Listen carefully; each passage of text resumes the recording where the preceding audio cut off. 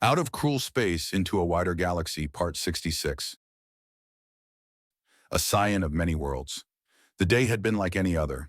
A frantic juggling act that he was so far managing to not colossally screw up. The major cities were a much more massive pain than the smaller towns when it comes to improving the infrastructure. For obvious reasons, all those houses clustered in together was a problem, and Emmanuel was also trying to avoid overly relying on Axiom. Not that he expected it to vanish, but null bursts can happen by accident, usually due to an adept trying to figure out where their current limits are. But they do happen, and when they happen, infrastructure wholly reliant on Axiom fails. And if it's something like the septic systems, well, needless to say, there's a mess, a big one. It hasn't happened yet, not on Lacran, but Emmanuel hated doing things halfway. So he looked into history to show him all the way things can go wrong and find ways to make things go right. Short answer, all sorts of things could go wrong. And the answer to it all? Elbow grease and grit. No matter how much Axiom you have, you can only cheat reality so far. There were the countless concerns with the local militias in their training. They were able to use, maintain, and drill with laser, plasma, and kinetics now, and understood what the differing advantages and disadvantages are. The setup of government facilities like universities and hospitals. Popping by a few classes to catch up on the centuries of lost education he had missed being dead, and more. And that was just the morning, and didn't include him making sure that Xavier was all right, that Izarizen was readjusting back to galactic life and doing well, that Magrica was having her fun. Aelier basically took care of herself, to be honest. She was low maintenance. Terry and Banshee were calm. The quiet Aramenta adept and revived Fossa were actually friends at this point, bonding over the ridiculous things they could do or see. Then when lunch showed up, it was usually the latest he would get through a day without running into a Titan. They were helping him train and recruit, and would on occasion be separated for a while. The clones, the salvaging of the nest, the politics of all the differing nations that he and Izarizen now ruled together. It was a lot, but he could do it. The burden was huge and seemed to only grow. But it felt manageable. Whenever he tried to stop and think about what he was doing and how he was doing it, the list of things to do dragged on and on and on, but without ever feeling off. He had spoken with grandmother. She refused to give him her proper name, saying that she hadn't had need of such a silly thing anymore. All who saw her knew who she was. All who spoke of her knew just as clearly. What else is a name for if not that? She had changed a great deal since he saw her in the other direction. And it was her. She had seen him. He had seen her. And the woman who would come next. The first words she had said to him was that he had really dragged his claws with finally showing up. But she couldn't blame him. It's a big thing being the first of a people. She had spoken to him about an unspoken truth of primals, a difference in them that was not spoken of, not really noticed compared to their incredible bodies. It was their minds, how mysteries fell into place before them, how challenges became easier and easier, how everything grew more understandable and reasonable, but also the danger of it, how time can slip away. The very brain of a primal is designed to last longer than literally everything else. The only things that grandmother hadn't outlived were celestial bodies, and she wasn't sure who would last longer. Her original language was dead, as was its successor. Her original culture was long forgotten. She had been born in the late Middle Ages and had slipped into the other direction, went the wrong way entirely to escape, and had to become more to leave. She never left that place. She never arrived there either. She was never there. She is there still, just like him. Of course, she was also here for more reasons. At her age, you get 1,000 things done at once. Not because you're in a rush, but you just know how to get everything done at once. It's easy. She confessed to him that she hadn't fully understood the whole scope of her ascension and wanted to study his and the reactions to and of it. Sure, it was massively different to her own, but it was still an ascension. She had many questions. Questions she had been too short-sighted, too naive, and too concerned with her own survival and understanding what had happened to her to actually try and figure it out herself. She had only truly become a scholar many, many centuries after she grew to be immortal. then had spent the following centuries working at a fever pitch with the few other primals at the time to create the restoration techniques used the galaxy over to keep people alive. She had been so terribly lonely after all, and was already sick to even her smallest scales of seeing her family and friends die of nothing less than simply being alive. A primal may be able to deal with immortality more than a non-primal, but they were still people, meaning they need other people, and losing those people over and over and over again. Pain unrelenting. The pain was still there, but it had been spaced out in such a way as to be tolerable. Grandmother had proper time to grieve in full before moving on and live before something claimed another loved one. So now she had some questions, and Lacran and Emmanuel had her answers. The main question was exactly how thorough is the change of a people when a primal emerges. Her own archaeological studies on the Nagasha homeworld had found all forms of Nagasha everywhere. There was no burial site, no skeleton old enough, and no physical evidence beyond her own memory that there had ever been a singular Nagasha species, and not all the species there were now. Unfortunately, her extreme age meant that there were no surviving skeletons older than herself. The many wars of unification and early space wars had destroyed the older evidence. She had been more focused on protecting the living over the bones of the dead at this time. And those few scraps of remaining knowledge? Too old. The bones had fossilized entirely to stone. No DNA to extract and study, and a large amount of inconsistencies. Many inconsistencies. The partial answer to that question she had shared with him was something that had sent Emmanuel to his mother to organize a massive, multi-part archaeological project across Lacran. It was looking for several things. In all races, it was tracking the genetic degradation and its patterns, as well as digging up old history so the people could better cling to it and understand the past. A few pockets of drama had been stirred up when several graves being scanned were found to be empty, which was leading to some cold case investigations to try and figure out where the stolen corpses were. But was interesting, very interesting, is that while the long-dead Urthani did not have the alterations that he living ones did, their DNA registered them as being changed. The alteration had gone to every Urthani, alive and dead, but only on Lacran. The archaeological studies on worlds further from Lacran showed that deceased Urthani, up to a full quarter of the length of the galaxy away, had undergone the change. But past 25,000 light-years away? The dead were unchanged, but living Urthani far further than that had been changed. This retroactive evolution was fascinating, concerning, and bizarre. Like any good mystery, it brought up many more questions for every single one it answered, and grandmother had been very pleased with her answers. She had several more things to study, but by the point they had gotten to seeking them, Thessalia had arrived.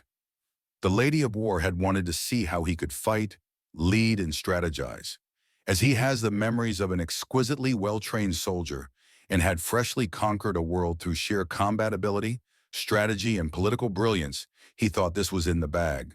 He was wrong. Where he was best skilled, he was barely acceptable. Everywhere else, he was below standards and disappointing. The woman moved faster than her own damn shadow while seeming to barely tickle the local axiom in everything he could come up with to try and get ahead, or even just a few moments of breathing room, was something she saw coming from so far away he may as well be mailing it to her. Paper mailing it to her. It was beyond aggravating, but also exciting. He was learning insane tricks and passing it to Titan Squad with her full permission. He could smoothly grab a broken weapon being hurled at him, fix it, and fire at his opponent in a single move. It still wasn't enough to get his ranged abilities up to an acceptable level. He still needed sights, rangefinders, or some kind of spotter to hit someone over the horizon line. But he was getting there. And now, like a cross between a creature out of ancient legend and an oversized cat, she had vanished and come back with an undaunted soldier with a very strange sword. She had come back with Harold Armory Jameson, brother and clone of Herbert Jameson, and already the big brother of the Private Stream Collective. I would think that you'd know how Herbert sees things, seeing as you have his memories. Emmanuel responds and Harold shrugs. Yeah, but I needed something to say. Otherwise, we'd get an awkward... Harold begins to explain before swatting away Thessalia's hand away from his sword. Ask first.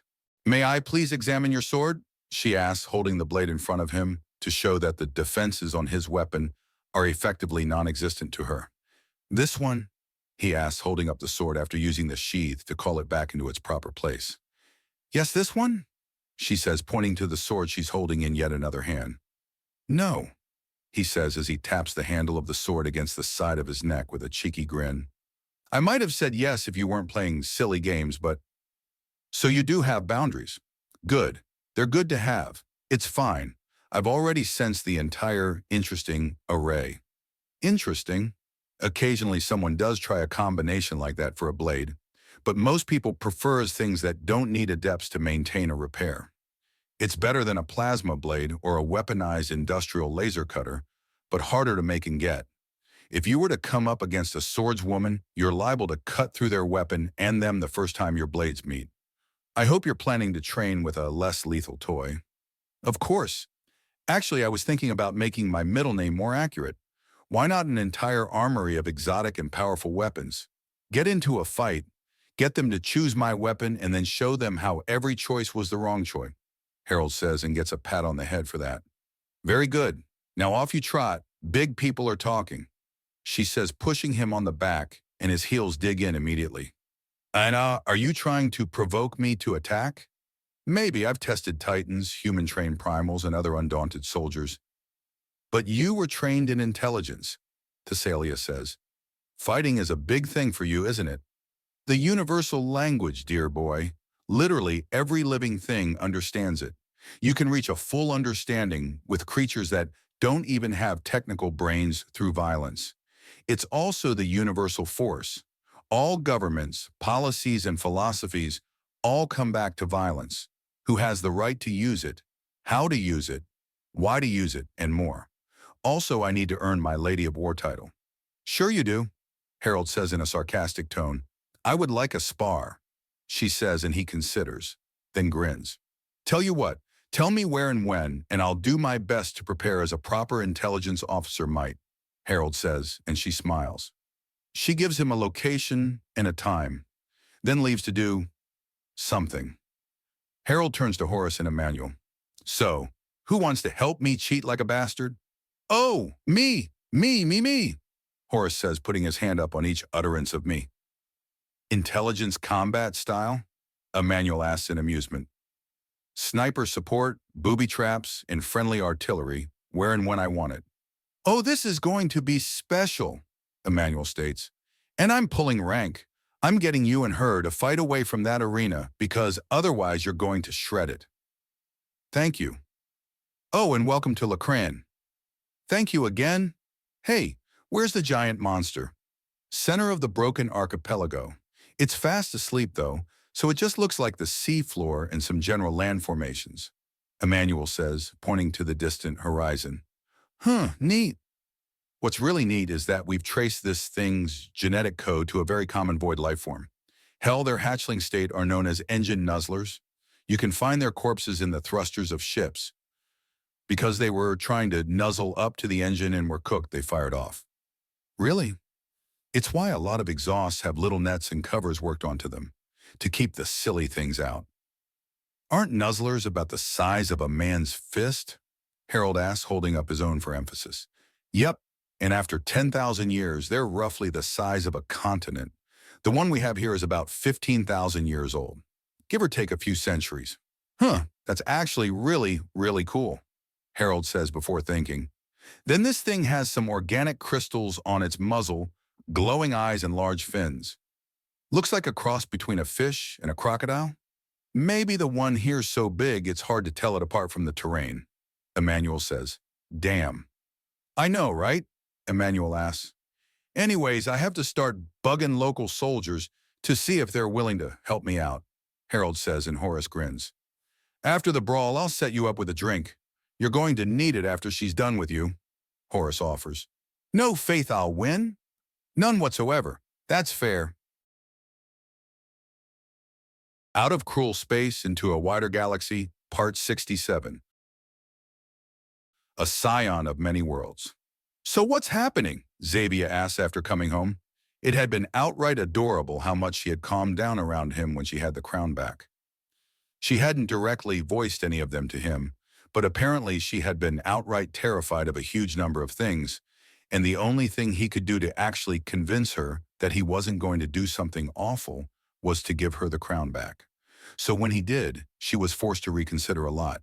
For a man with no ears, Emmanuel can overhear a lot with ease. New guests have arrived and the big scary snake lady is challenging him. "Oh, she's not challenging you," Xavier asks as she takes off her crown and mantle to hang them up and sit beside him.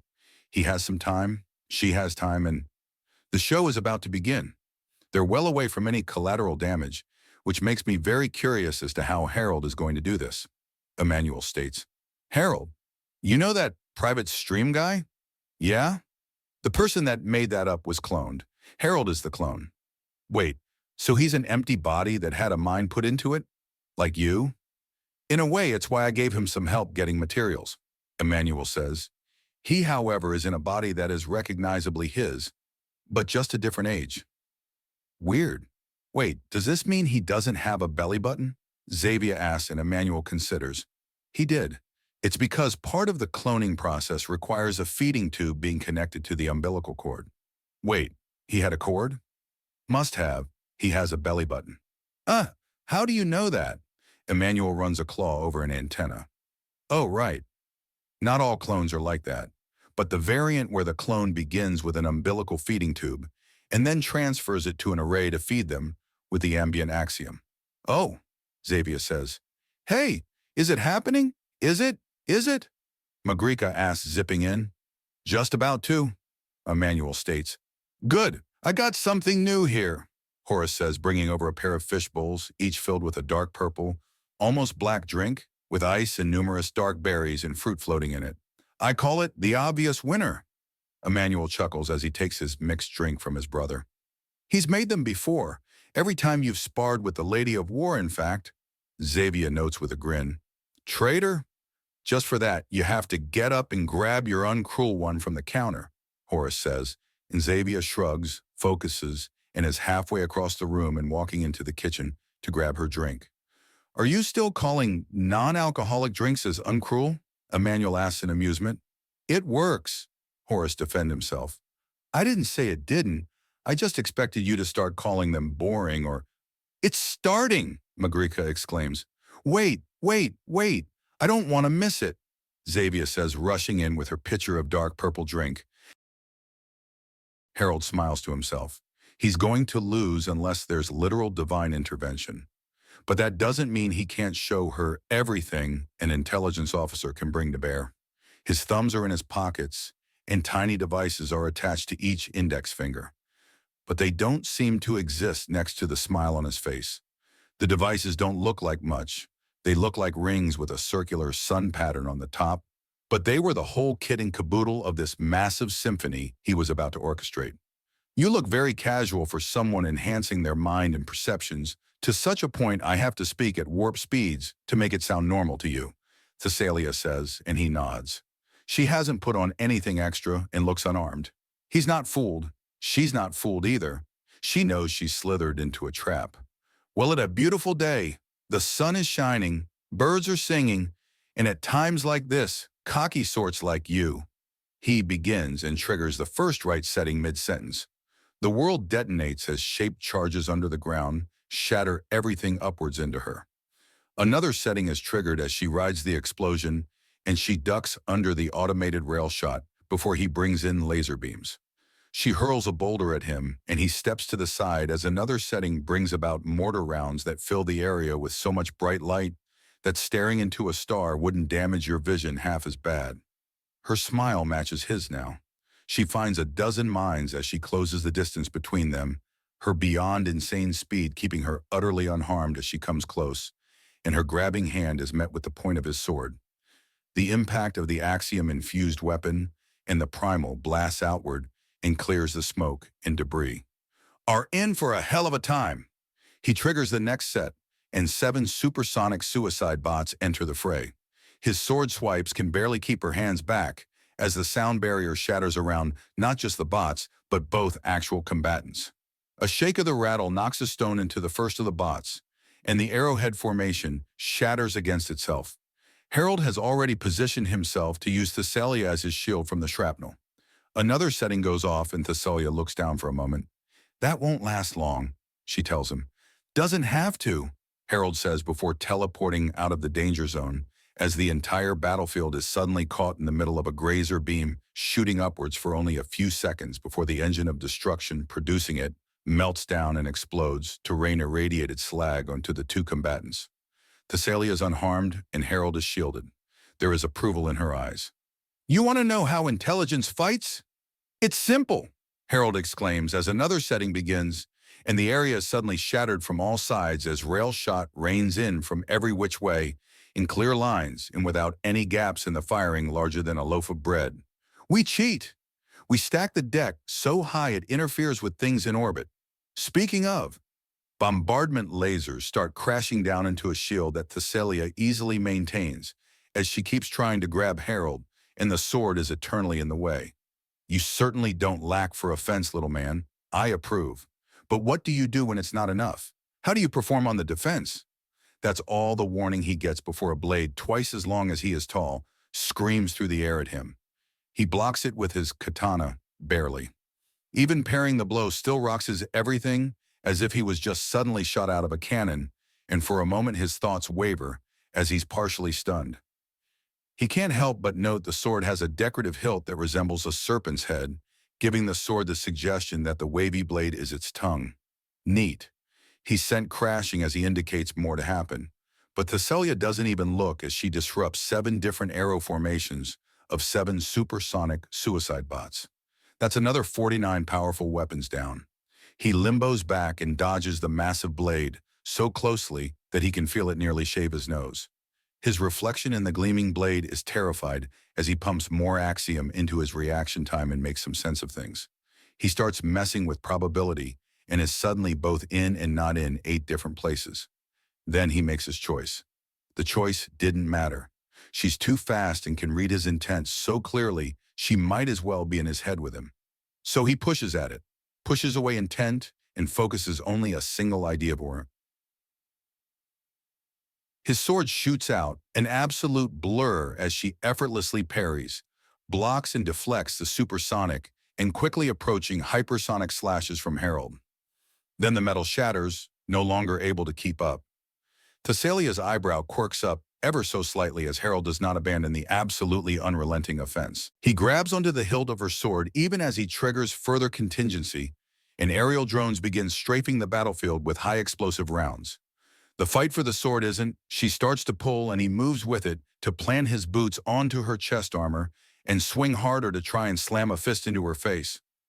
A single finger catches that, and all he gets is a mocking puckering of her lips before being tossed upwards and away, directly into the flight path of his drones. At his reaction times, the 5 milliseconds it takes to grab onto the drone and start riding it feel like 5 minutes. But ride it he does as he uses the sheath of his sword to call the fullness of it back to him. He tucks the shattered but sheathed thing into his belt as he pulls out a pair of massive railguns from his pockets and leans over the side of the drone to take aim. She's already almost on him. He opens fire full auto with each gun. She's so fast he only gets 3 shots off each as they, and the drone he's on, are all carved through with a single sweep of Thessalia's sword. Her control of the weapon has it dancing in abstract around her. It's just metal, but in her hands it's unstoppable, unbreakable, and unavoidable. He simultaneously leaps off the half of drone he's on and kicks it towards Thessalia. As he soars through the air, he triggers more, and a subverted satellite begins to take aim. None of that, Thessalia says, winding through the air to grab him and hurl him directly towards the aiming satellite. The Kutha totem on him that she's made a point of not damaging flickers to life and keeps atmosphere around him even as he crashes into the jury-rigged aiming, firing, and controlling mechanism he placed on the satellite. No rods from God for him. The whole mechanism is knocked off without damaging the communications satellite. She threw him so expertly she basically performed a masterful repair to fix his damage by throwing him into it from kilometers away. Good fucking God, he's in orbit. And so is she. We're keeping this friendly after all. No weapons of mass destruction. Your defense is to overwhelm with further offense. Not the best idea, but solid. Now how's your ranged combat? Her sword is gone and she has a trinity of massive bows. Arrows that resemble spears are drawn and nocked. Ready yourself. Before the arrows even clear the bow, she's reaching for more. He's out of position, has nothing to push on, and his brain is starting to growl at him from the sheer stress. Some part deep inside is screaming without end. He's getting overwhelmed. He smothers the scream and grabs for the sword. His brain isn't working right, but it's working. Axiom flows, power goes, the shattered shards of a sword reform, and his drawing cut slices 2 arrows in half as it pulls him out of the way of a third. The following slashes break more and more arrows as his sheer attack makes him dance in the microgravity, slowly starting to fall towards the world. At a distance, Thessalia gives chase as she launches more and more arrows at him. The smile is smaller now, but content, and an eyebrow is raised. It might be because his breathing has been replaced by primal screaming. Axiom dragging more air into his overworked lungs and shifting things around so he can give out one long primordial war cry. He is in the shade from the arrows blocking out the sun and stars. He cuts. The world burns around all things as they re-enter the atmosphere. His skin burns and hurts. He cuts. The dark form of Thessalia is closer now, no longer launching arrows. He slams himself upwards to cut. Her smile is replaced by concern. He brings his blade around, a hand catches his head, another his hands over the handle of his sword. His legs are grabbed onto by the ankles and his back is supported. The world starts moving and everything shifts in a moment. The fight is over, and Harold simply goes limp as he passes out. Pushed so far beyond his limits, he simply stopped when the fight did. Does it always look that crazy from the outside when I spar with her? Emmanuel asks after withdrawing his proboscis from the now thoroughly empty bowl of obvious winner. Yes, it does. Crazier even. She knows you can take it, so she puts in work to make you hurt. The price of being so tough it takes nuclear levels of force to bruise you. I blinked. I think I missed half of it or something, Xavier complains. Play it again then. This thing is recording, right? Magrica exclaims before asking. It is, Horace says as he pulls out the oversized remote. It's designed to work for Titans, so it's absolutely gigantic. Out of cruel space, into a wider galaxy, Part 68. A scion of many worlds. Observer Wu's eyes clench together in frustration as Captain Ragni keeps up an impressive poker face. Seeing that the lady had judged them worthy, in the video that had been slowed to 1 in 10,000s, its actual speed to display just how insanely dangerous, flat-out insane, and unimaginably enduring and resourceful Harold was, and just how straight-up indomitable the lady had been. Something else. It took him 7 hours to prepare a battlefield so thoroughly that he would eliminate entire cities in seconds, Captain Ragni notes. That device he had clearly jury-rigged to that satellite. It looked like a crude orbital weapon. Rods from God, sir, one of the bridge crew members on the scanner says. Elaborate, Captain Ragni orders. Most of my scanners are weapon rangefinders, and I've made a study of all weapons we have all access to, and several more experimental ones that require Axiom to function properly, such as rail or coil weapons. Rods from God are kinetic weapon of mass destruction, considered impractical around Earth due to the logistics of getting the payload into orbit. Basically, it launches telephone poles of tungsten at a target on the ground. It hits with nuclear levels of force, but it's just kinetic. So there's no fallout, and it kicks off massive earthquakes. They could, in theory, shatter cities. And she disabled it without damaging the satellite by throwing him with such flawless force and rotation, and at such a perfect angle that he sheared it off cleanly. Furthermore, he used Axiom to reinforce himself so absurdly that he wasn't even dazed by striking a satellite with such force as to break components off. The man should have been reduced to chunks of meat and bone with that. To say nothing of the sheer resilience of his opponent. She is a singular individual that is a harder target than any known compound, facility, or fortress. I suspect that she deliberately disarmed the rods from God so that there would be less collateral damage than out of any concern for her own safety. The crew member states. Yes, that is likely, Captain Ragni states. Are you planning to turn the ship around? Observer Wu asks. The thought is in my mind, I will not deny it, Captain Ragni says before his eyes focus. However, We did not leave Earth to simply run at the first sign of danger. Forward! We will set foot upon Lacron and speak more to those strange creatures and peoples. We will see the fullness of their mettle, and should the opportunity present itself, make their strength our own. His eyes snap open and his hand moves fast. There is a mask over his face, and while he is healed, he is still wearing an oxygen mask. He scans the room he's in, and it's completely unfamiliar to him. He holds out a hand, and from the middle finger, small flame dances. The fire looks normal and moves with ease. Therefore, it's got a proper atmospheric mix. His movements are smooth as he removes the mask, takes a snip, and slides upright. The room is scanned in a single look. Automatic, unconscious, and he has found clothing. His clothing. He is dressed in moments, and there are no weapons. He reaches out his senses with the axiom. He is in a ship, a large one. His sword is several levels away. He holds out his hand and pulls. His sword is with him again, and he knows that a person is approaching the doorway to his room. They are Nagasha, both armed and armored. He is ready. The door opens, and the great desert Nagasha's painted face shows surprise to see him standing upright and battle-ready. Then she smiles. Ah, so you have fully embraced the blessing of Our Lady. It is good to see, she says, and he raises an eyebrow. The blessing being a level of understanding of battle and war. I came the moment you awoke, and in less than a minute you are dressed, battle-ready, and prepared. It all slides into place now, doesn't it? She deliberately pushed me to this state?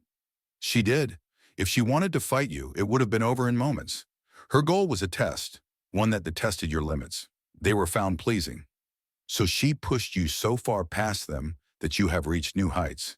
It is her gift to those that please her, she states, and he considers. Then looks back over the room.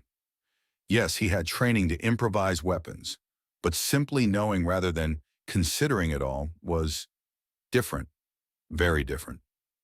He turns back to find her smiling. It's described as all the training becoming deep instinct, as natural as one's heartbeat, not as natural as breathing. You can choose to stop breathing, even hurt yourself that way. But you've just had the strength of battle press so deep into yourself that you see it, always. So I'm just war-ready forever now? No, it fades if it's not maintained. After all, the blade of a sword must be occasionally remade into a plow. But you know you can do this. You've surpassed a very definitive limit, she says before chuckling. Not that you seemed unprepared to. I mean, really? Really? Weapons of mass destruction in a melee fight? Mines? Supersonic suicide machines? A massive one-shot, exploding grazer cannon under the battlefield? You already had an incredible warrior mindset. Now you have another tool. Well, she's basically a physically manifested goddess. So doing anything less than my most extreme best would have been an insult. Which leads to the question of why not use null? Beyond the fact that I have no idea what, if anything, it can do to a primal, or the fact I saw her teleport across an entire system with seeming complete control of the surrounding axiom, meaning she might very well be able to stop a null cascade. You have more reasons? If the null failed, I wouldn't be able to endure the fallout of the following contingencies, or even begin to fend Thessalia off. And things quickly got to a place where if I cut the axiom, I would die, Harold explains before chuckling. Not to mention it just seems like bad manners to open with screw you. Here's null in what's supposed to be a spar. Honorable, powerful, and practical. Tell me, what's the name of your first wife? Ma'am, I'm a clone. I woke up a month and some change ago, then was given the memories of the man I was cloned from. I want to say Barizi, but she's my brother's. And I'm here on the other end of the galaxy getting away from that. I've heard about what happens when... Are you all right? I'm fine, but I've got baggage to sort through. That reminds me, did she find the other contingencies I didn't get time to use? Because they could be. She's cleaning the battlefield, and where are my triggering mechanisms? How bad is this? Munitions designed as powerful as I could get them in short order. Think to what I used and realize I only got through a quarter of the stock. Are you willing to come with me to go over everything you set up so we don't end up with a friendly fire incident liable to break galactic records? I am very willing, and advise we go. 5 minutes ago, Harold says, and she begins leading him through the ship in a hurry. You know, I didn't think you'd be getting up to this level of trouble so quickly. The synth puppet that Herbert is piloting notes as he helps Harold cut the wires on the rockets. There was some confusion and no one could actually tell him where his remote triggers were. So he was just disarming everything left over. Trouble? Nothing. I did exactly what was expected of me, Harold starts to say before tucking a small flashlight between his teeth and reaching in with the wire cutters. And excelled. Is this the last of it? The Nagasha asks. Her name is Juria Devastation, and she's an actual living descendant of Thessalia, some 50 generations removed, but still family. Should be, which means now it's time to hunt down the complete idiot that took the detonators and take both them and whatever body part the absolutely suicidal idiot is using to carry them, Harold remarks. Bit extreme, Juria notes. You say that after we took several hours to pull apart the insanely dangerous weapons they were attached to? Harold notes. They were also aimed right at the battlefield. If there's any kind of rebuilding or anti-radiation work being done, then the workers are in the direct line of fire, Herbert adds to the conversation. That too, Juria says. Time to get going. Find the triggers, then I can return the unspent munitions to where I found them. Wait, found them? Juria asks.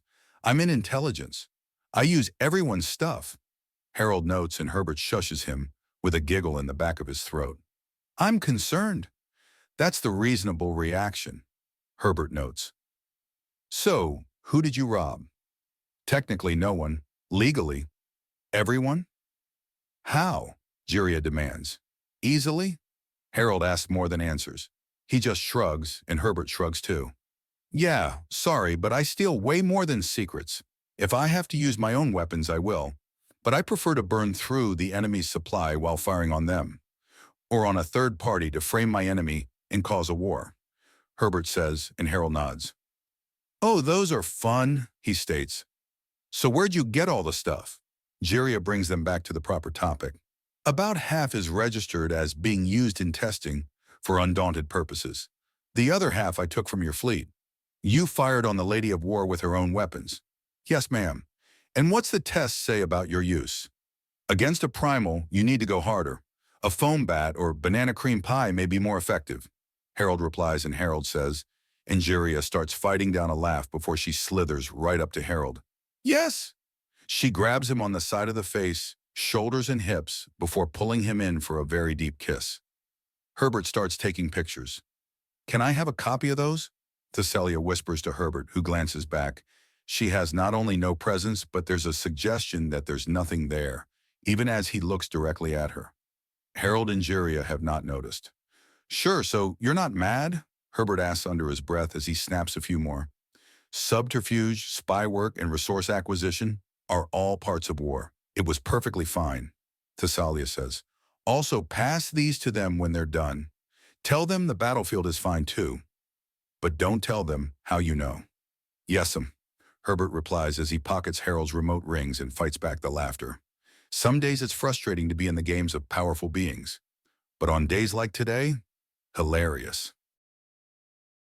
A useful trick, not one I've had to put to too much use, but a powerful way to get rid of radiation effects, Emmanuel notes as he walks over the quickly regrowing and increasingly lush grassland where Thessalia showed Harold just how insanely powerful people can get.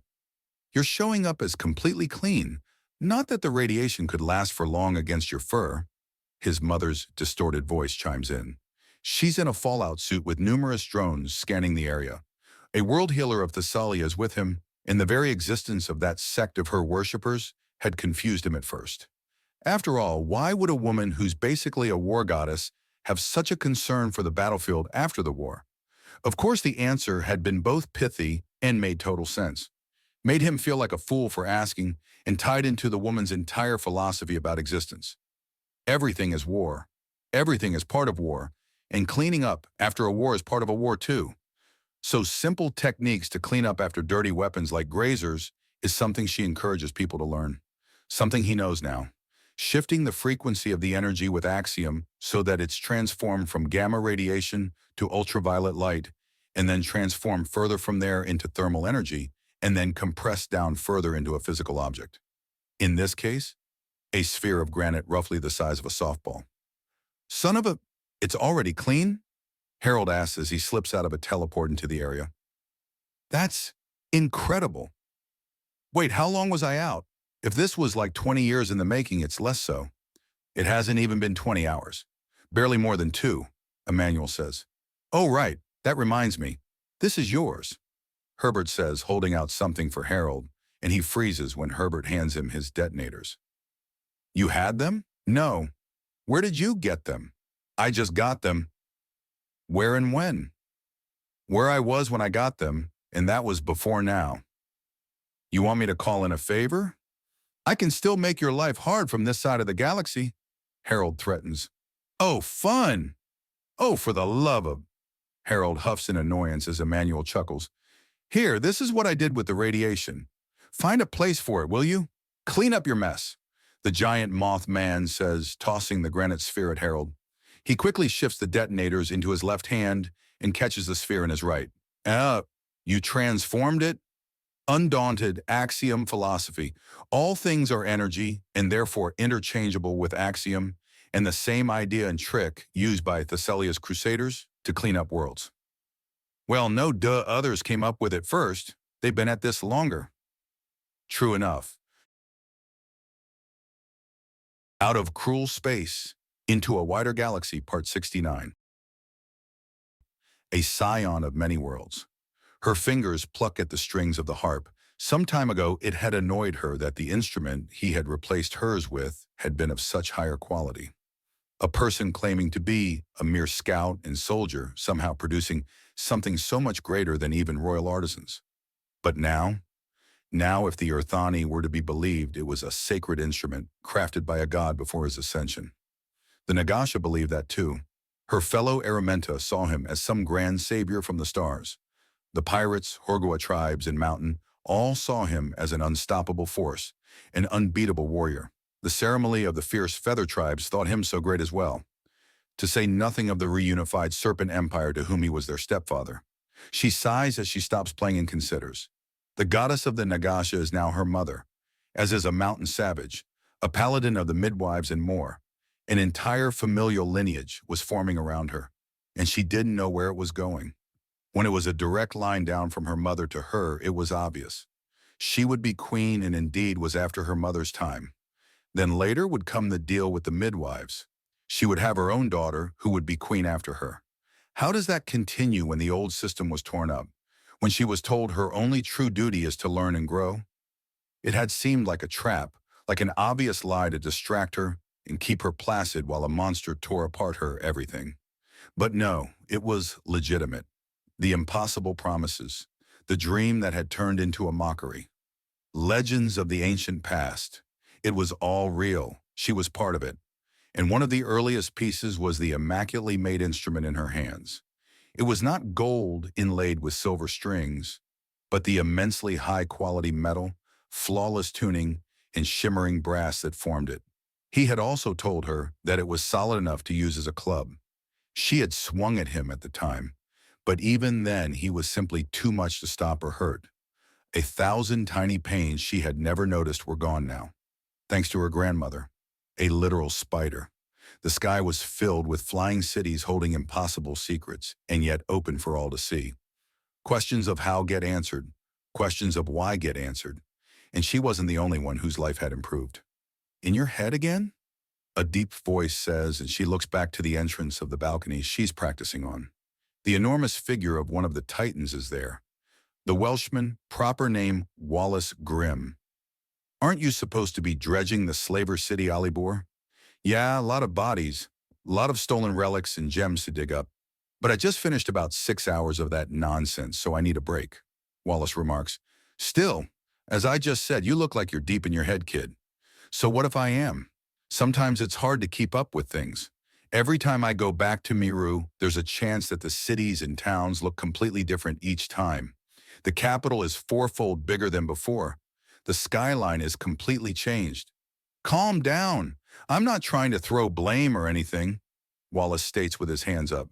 I'm just noting you look like you have something to say, And if you want to say it to something but the empty air, I'm here. But if you'd prefer the empty air, I can leave.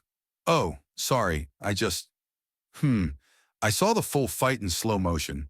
It was still moving so fast I could barely make sense of it. The power, the speed, the sheer length of the battlefield. That was the level of strength we had when the nest first came to Lacron, and we still lost it. Lost it to the slag defensive base that was here. Lost it to the star beast sleeping in the broken archipelago too. And that thing is still alive. Just asleep. That's right. What happens if it ever wakes up? We had that much power back then, and it shattered us into scattered remnants. It's still here. It's still alive, and I'm not an idiot. I know what it's doing for Lacron and what's being learned from it. It's too valuable to just kill. But how long can we keep it asleep? Or will the lack of movement kill it? Or any number of things. To say nothing about what happens when people start poking past the holy pilgrimages, they'll figure out what they've been hiding, and the enormous hand of Wallace lands upon her shoulder. He's kneeled down to her level as best he can, but still towers over her. Let the adults worry about that. Your job is to have the best life you can while you're still young. Learn and grow. Your father, mothers, and entire extended family is doing everything they can to prepare for that moment. We're ready. But the problem is so big that 4 living gods are teaming up to stall for time. One of them is the first, the elder goddess, the most ancient and respected being alive. If that alone isn't enough, then what kind of nightmare is going to come here? Okay, calm, Wallace says as he triggers a small device on his belt. And the other is the war goddess, the most dangerous living thing in existence. The goddess of gods and the goddess of war are coming together to cover this up. She senses the light shift and turns.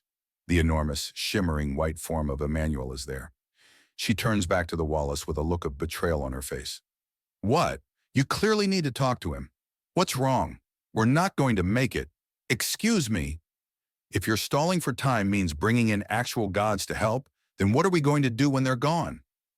Oh, that's due to a misunderstanding and a lot of things growing out of control. Very long story short, I didn't plan for grandmother in Thessalia to show up. Furthermore, there was a very lucky break when it came to studying the monster. We learned it's actually a very common kind of creature, just very, very old. Really? The proper name is Astral Hargath, after a type of fish they resemble. They're considered pests because they taste terribly even under the best of circumstances, and despite actually being fairly appealing to look at, they're also only rarely taken as pets because they can't survive in atmosphere or in planetary gravity. But the one we have here is so powerful and well-developed, it can survive underwater and on a planet's surface, Emmanuel says as he holds up a claw, and an image of a fish with strong jaws and 3 tiny eyes on each side starts flitting through the air. Its wide fins on the sides almost look like it's pulling itself around as it swims, and its tail seems to be more just trailing after things. They look like this, but for some reason fear their elders. The closest astral Hargath, or engine nuzzler, as they're most commonly known as, is over 36 light hours away. That's all that we need to figure out now. How do these little ones tell there's a big one here, and how do we copy it? Once we figure that out, any rush for Lacron, the major danger? It's done. We got lucky. This is what the giant thing looks like? You remember that giant eye I told you about? Where you could build a castle on its open eye? Yes. This one right here, on proportion. Whoa, I knew it was big, but it could eat a city in just a few bites. But they eat axiom the most. It's why they're called engine nuzzlers when they're small. They can sense the axiom ride in engines, and they try to get close to it, which means they're usually right in the thrusters and end up getting cooked by the ship activating, making a huge mess of things. It's an oversized rat. A rat the size of a moon, but basically a rat. I want to see one soon. Xavier says, and Emmanuel nods. Easily enough. There's a station a few days away from here. The little things are ubiquitous, and we do know there's a stable population of the little buggers there. I'll see if we can't wrangle a short family trip sometime soon. You can set foot on an artificial world, see the engine nuzzlers, and anything else you want. Emmanuel offers, and Xavier cannot hide the smile. That looks like a yes to me. She nods. Thank you. Xavier says, and he places one of those incredibly deadly claws on her head and ruffles her hair without hurting her. You're quite welcome. Besides, I think that after all the hectic things we've been going through, we're well overdue for a little family vacation, Emmanuel states. I'll get started on having someone ready to take over for a few days while we're out. Also seeing how well that station is at converting itself into a way station and supply post. Oh, so it's still business? 3 seconds of business on top of 3 days of play. Heck, I can do the checking from here. So we can just relax? Just like that? We're not slaves. No, we both are royalty, so you never stop being royalty. So why should the duties and expectations stop? Because we're still people and people need rest. Everything needs rest and repair, no matter your title, Emmanuel says before he reaches down and picks her up and setting her on his shoulder. Hey, wait, what are you doing? Where do you want to go? A few hours of father-daughter time won't kill anyone, Emmanuel says easily as his massive wings unfold from under his cape. They tower over them both. Hey, can we see that satellite that Harold was thrown into? Sure, hold on tight, he tells her, and she grabs him by the head fur, and his wings pump downwards as they launch into the sky. It's continued on its orbital path, so it's a bit of a flight. Whoa, she says. It always takes her breath away, seeing the blue of the sky dissolve slowly into a star-filled expanse. Nighttime, but not dark, because there's nothing to get in the way of the endless starlight. Further out, she can make out ships and stations that look like little needles or coins at an arm's length. But up close, they're the size of a city. But below all of Lacron is a great big ball full of amazing colors. Bright blue oceans, white clouds shifting everywhere. She can see that the northern mountains have a snowstorm going on. Right as the planet curves out of sight, and slowly coming into view, is the broken archipelago. Once a continent, now the landing point of the giant engine nuzzler on the planet. She can almost make out its shape curled up almost. It clearly hit the ground head first, and with so much force, the continent is still being forced apart as a result of that blow. Anyone on the planet at the time must have been knocked off their feet no matter where they were. Do you think it was the weapons off the nest, the creature's own abilities, or the creature hitting the ground that caused the defensive array that the free cities are built over to melt down? Xavier asks. Could have been all three. Such things are designed to take some fire or fight off the odd bit of aggressive fauna. Dealing with both at once, and at a level well beyond what they ever expected to boot, no way they didn't break in some way. But I'm still suspicious that all of them melted into slag that was later rediscovered in mine, which destroyed the evidence that could have been left over. Exactly. The only way to figure out the full configuration of those bases was to have a perfect recording of what metal was mined from when and where. Which they didn't do. A lot of knowledge was lost in carelessness. Xavier notes and Emmanuel laughs. What? Information was lost. Knowledge has been regained. And speaking of things relating to knowledge, Emmanuel explains before pointing to the right. They're nearly at the satellite. She had been so distracted by the beauty of the stars and Lacron itself, she hadn't been paying enough attention. The debris has already been collected and repaired, Emmanuel says as they approach. The satellite is a large pillar with 4 large arms reaching out. The arms are near the top and shaped like triangles with solar panels on either side. There is a small cluster of thrusters on the very top of the satellite and one large thruster that is on a low burn to keep it in orbit and well away from the planet. There's barely even scratches on it, Xavier says as Emmanuel flutters closer and she puts her hand on the markings where the orbital weapon had been attached to the device. There are several small holes in the side where the bolts themselves have been snapped apart. That's the full extent of the damage. A scrape and a few filled-in holes. She threw him into this from barely a quarter kilometer off the ground, if that, and knocked off the weapon, and this is it. Little scratches that might just be manufacturing defects. That is the right term, right? When things are made kind of sloppy and break a little when being made? It is, Emmanuel tells her.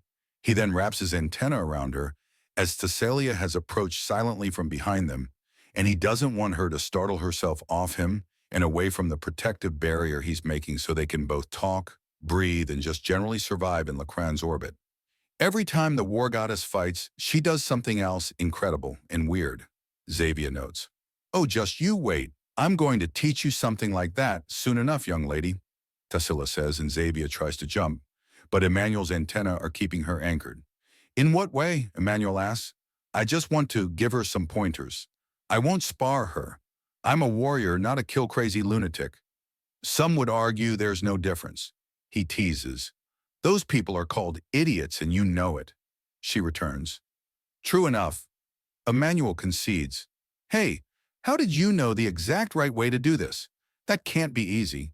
It's not, but I've spent so much time throwing people into things that it's become an outright art form for me.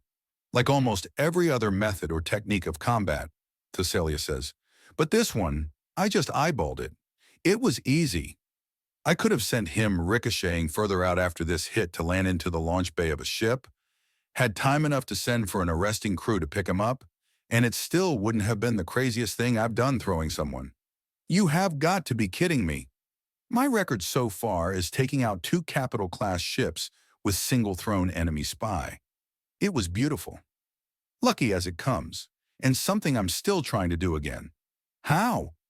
I threw the spy into the bridge of the first ship in such a way to splatter against the pilot's controls in just such a way that the ship went to maximum acceleration to ram into the side of another ship.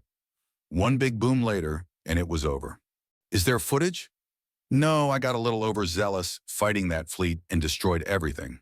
Thessalia confesses with a shrug. Now I heard something about a vacation. Xavier wants to see engine nuzzlers, but they refuse to come near this system, Emmanuel says. Oh, I suppose it's not that odd. You've never encountered them thanks to the big one.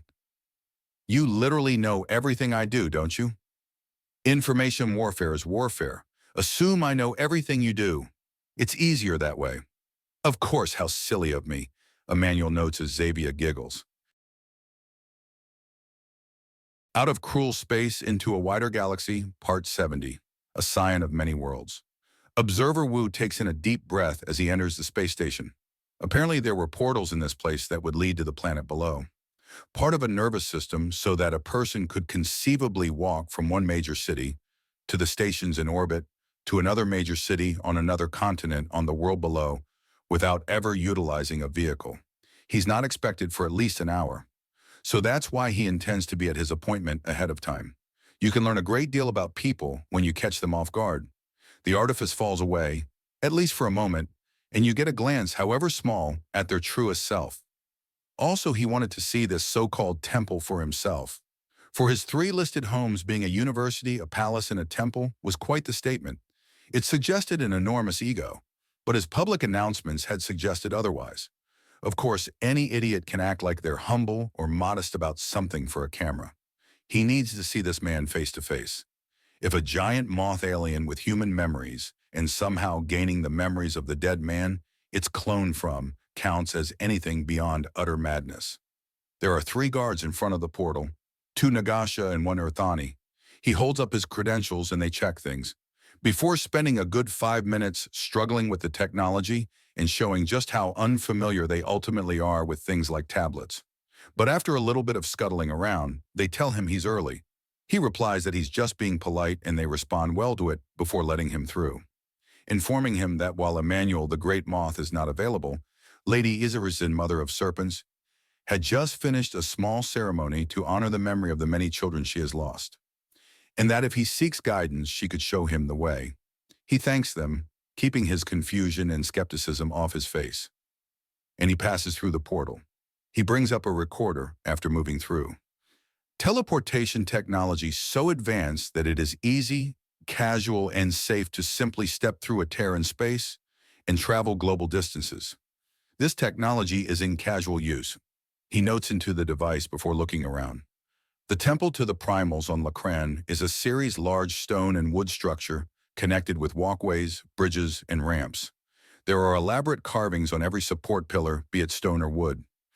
These carvings are filled in with bright paints to create numerous images of a bright purple serpent, often accompanied by other serpents of other colors. The purple serpent is always drawn at a significantly larger size compared to the others, 3 times as long at minimum, some reaching as far as 10 times. It has both a fin and a series of circles I assume represent a rattle. Some pillars have only a single, long-painted carving of the serpent winding halfway up before the head of the serpent instead terminates into a stylized image of a six-armed woman with a cobra hood flaring out from the side of her head and neck. Likely Lady Ezorizon. These stylized portraits are universally wearing a face-covering veil. He walks over to a bridge and crosses halfway before examining the area and then looking out. The temple rests atop a large hill, possibly a small mountain, and has several springs incorporated into it. These springs have rivers that flow downwards and into an actively growing and modernizing city surrounding the structure. The architectural style is vaguely reminiscent of the temples to Buddha in Tibet. It is, however, built not only for a warmer climate and lower elevation, but to house a considerably larger entity than standard while accommodating smaller individuals. Likely a practical solution due to the sheer size difference between a primal Nagasha and other known Nagasha strains. We also have the oldest indoor plumbing on the planet, a voice says to his left, and he turns to regard an armless serpent woman. Hello, you're acting oddly. He turns off the recorder and tucks it away. I am Observer Wu. Due to how different life in cruel space is compared to the rest of the galaxy, I have been sent to see for absolute certainty what was going on. My investigations have brought me here, to a place where human efforts and interests have come into contact with living gods. They didn't trust the other humans on their word. The other humans were trained to be warriors, explorers, and diplomats. What they told us was so incredible that the men and women back home needed to be absolutely certain, without any doubt. So they tested me and others over and over for forthrightness, honesty, and reliability. I was proven the best, and they sent me to be their eyes. So you are here to see with unclouded eyes? She asks. A bit more poetic than I would put it, but essentially yes, Observer Wu admits. And that thing you tucked away? One of those communicators? She asks, revealing herself to be a Lacron native and not used to such things. A recording device, actually, he says, retrieving it and playing back his observations on the temple. Is describing the temple so important? It is. I have to paint as clear a picture as possible. All the details, the feel of the air, the smell of the place, the looks distracted me for a bit because there's just so much to see. But I need to let people understand what the galaxy outside cruel space is like as clearly as possible. I see. Would you care to speak to grandmother? Your grandmother. Are you of Lady Ezorizon's line? I am, but I was referring to another, to the grandmother of all Nagasaha. She is here. She has spoken to Lady Ezorizon to help her fully come to grips with how much loss she has endured. If there is any that can give you a proper perspective on primals and who they are, then the first. If not, the first will certainly be a goal. Is there a difference between being the first and the first? He says, emphasizing the second use of the first. It's quite simple. I have done my part, and while I could rule over my people, I prefer to let them rule themselves. A gentle voice says as Observer Wu looks in the direction of the voice to see a woman that is both plain and extraordinary. A woman without any artifice to her, but somehow grander than any queen or empress at court. Observer Wu had seen Lady Tekkenped in her full element, yet it was only the palest shadow compared to this woman now next to him. Her brown hair and tail seemed plain compared to the rainbow of Nagasha colorations he has seen, but only in the way that an entire planet can be plain compared to the many creatures that live upon it and are born of it. Perhaps if we speak somewhere more privately? Grandmother asks, and he nods. Yes, thank you. I would be honored. Oh, following the path of my dear descendants? Grandmother asks, nodding towards the Deep Crag Nagasha, who is still bowing. Oh, come now, darling, that's enough of that. No need to get your tail in a tangle. But the Deep Crag Nagasha begins to protest. None of that. I worked for millennia so that you and those like you would endure eternity beside me, not behind me. Grandmother states, Rise up, dear child. No need to look down. But you! I did what any girl in that crazy situation would. No more, no less. Now hold your head high, Grandmother says, and the look of sheer awe on the face of the Nagasha causes Observer Wu's eyebrows to climb up. Grandmother then gives the young Nagasha a kiss on the crown of her head before gesturing for Observer Wu to follow her. The poor girl is in a daze, so she says nothing as Grandmother leads him to a large patio that overlooks a large part of the city. Do you mind if I record this conversation? Observer Wu asks. Of course not. I'll even go into deep detail. I've explained this before in the past, but many people mythologized what I told them. Can you promise you have no plan to do that? Of course. Now, if you please, Observer Wu says, pulling out his recorder. Now then, you wish to observe? To understand and see? Could you fully define it for me? Grandmother asks. Yes, ma'am. My current issue is that I'm not sure I understand or am actually comfortable with the idea of a living God. Many religions back home are born of concepts and ideas, of morality and reverence of nature. There have been times when people were worshipped, however, it has led to some dark chapters of human history. Completely untouchable power in a person does not end well. It can often end poorly, especially if the power is handed off from one generation to the next, or the advisors surrounding such a person warp their worldview into a wicked one. However, the memory and immortality of a primal dances away from such an issue with ease. Oh, I understand your concerns. I've actually encountered empires revolving around immortal and divine empresses, Grandmother says with some emphasis on her words. With each generation, the risk of self-indulgent and destructive decadence increases. I've lived to see the birth and death of all those family lines. I have remained the same. I am still myself. I still remember what it was like churning over wool in urine-filled pots to soften and clean it. So it could be woven into yarn. You what? He asks. He did not expect this. I come from the humblest of the humble. Barely above a beggar or a criminal, my job, my worth among my people, was pathetic, lowly, and rendered me unclean. All I wanted was to belong, to see what was over the horizon, to have more to my life than itching stains on my tail and a stink that never truly stopped following me. What did happen to you? How did you become as you are now? I found something that didn't last, but was different. I wasn't the only one that found it thought. There were many others with me, and what it did was terrifying. What happened? A stone fell from the heavens and burned with blue fire as it fell. It struck the middle of the ranch where the Gasarisa roamed.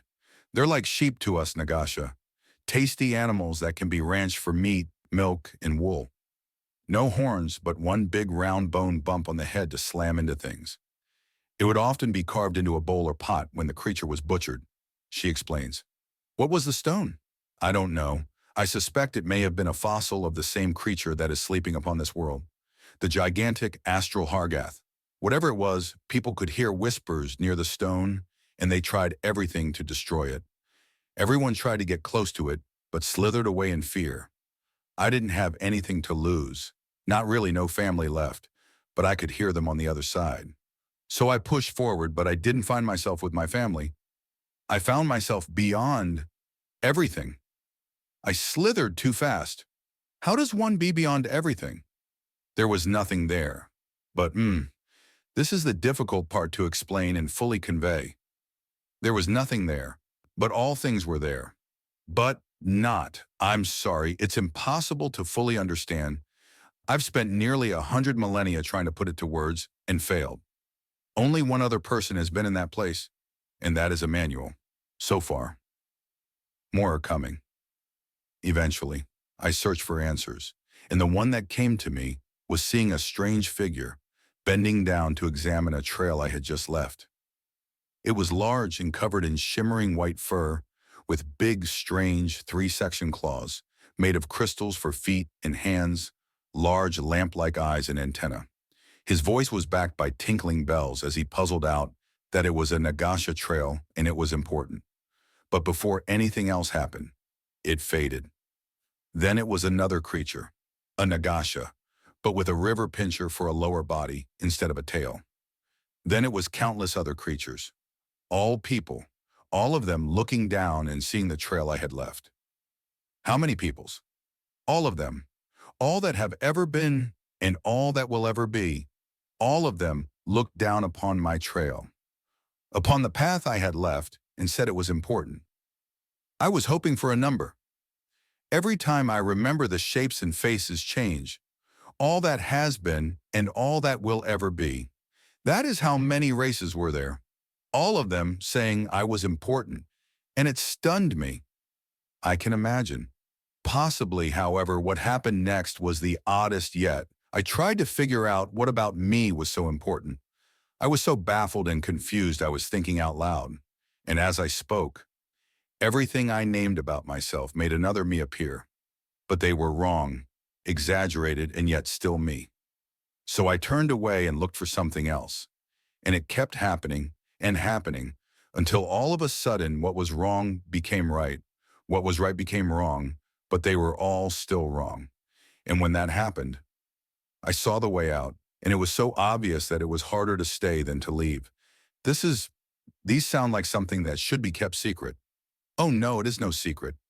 I did not fully understand things. I still do not fully understand them. No amount of words or explanations can simply give someone ascension. But it is important that I tell you this. Why? Emmanuel was overly focused on who would come next, but he does agree with me on this, that every race will eventually have primals. Grandmother explains before smiling. She then leans a little closer. That includes yours. What? Humans will one day have primals as well. And I believe that primals are a good thing in the galaxy. Yes, we can cause great harm, but we've also brought great change for the best of reasons and with the best of results. I want there to be more, many more, as many as possible. That is my goal. Emmanuel's ascension has taught me much about my own, and perhaps someday I can lead others to theirs. So that is my goal as a living goddess. I want there to be more gods, for we have done great things. Observer Wu just stares at her. You saw a human there? I did. I saw a human 132,000 years ago, Grandmother says, and Observer Wu starts breathing erratically. It takes him a few moments, but he regains his composure. Is that enough? She asks him. For now, ma'am, he says, turning off the device and slowly pocketing it, the sheer implications of the conversation having left him in a daze. You're welcome, she says. Yes, thank you, ma'am, he says as a little touch of conversation brings him back. You met and remembered Emmanuel Skitterway from 132,000 years ago? A primal mind is built differently. I remember it clearly. I also remember the names and faces of the people of my village so long ago. Incredible. Normal for me. And you're telling me all this so that we end up with a primal sooner? Yes. I tried forcing it before, and the end result taught me why forcing ascension is a horrible, awful idea. It took her millennia to forgive me, and I still haven't fully forgiven myself. Oh, wait. Primal Nagasha arrive during golden times to keep them strong, or during nightmares to end them, Grandmother says sadly. Never let it be said that immortals cannot make terrible mistakes. I see. Thank you for telling me. It is my pleasure. Learn from your elders, learn from our triumphs, but most of all, learn from our terrible mistakes.